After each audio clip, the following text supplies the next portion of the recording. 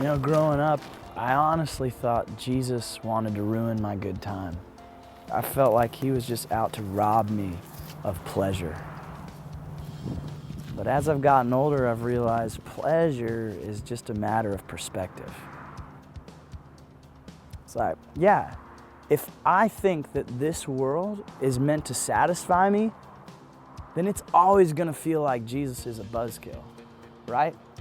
If I'm like, I wanna get out there and just sleep around with anybody I wanna experience pleasure, then when he comes along and goes, hey, flee sexual immorality, it feels like a killjoy.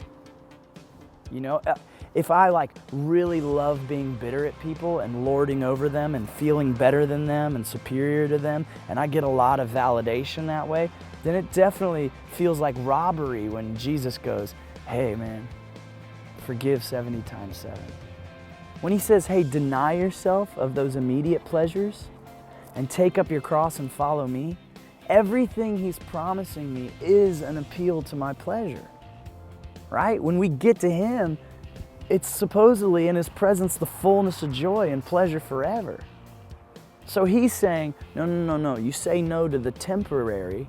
You say no to clinging to a broken, fading, dying world, which is gonna leave you anyway, and grab onto me. And so this kind of shifts my whole perspective.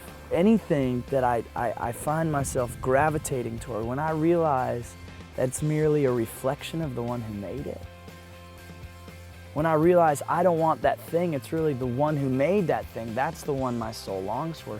I can trust Christ when he says, hey, I came to give you life and life abundant. I can trust he actually wants to give me pleasure. Hebrews 11 puts it this way. It says, we need to live as strangers in this world. In other words, we need to set our hope on something bigger and greater than the world. Every beautiful thing here that we get enamored by, we have to remember it's ultimately the one who made the beautiful thing that we're truly enamored by. And it's not that thing we need, it's the one who made it. That's the one our soul is hungry for. And so that allows me to live as a stranger, and it allows me to set my hope, as Hebrews says, on the city that he's bringing with him one day. A city where life will never die. Fight the temptation of pleasure in this world with the promise of an even greater pleasure that's coming when you see him face to face. 1 John 3 says, when we see him, we will be like him. And he who hopes in that way purifies himself. Dude, how ridiculously beautiful is the face of God if merely wanting to see it purifies us. Lift your eyes upward, man. The city's coming. It's going to be unlike anything we've ever seen.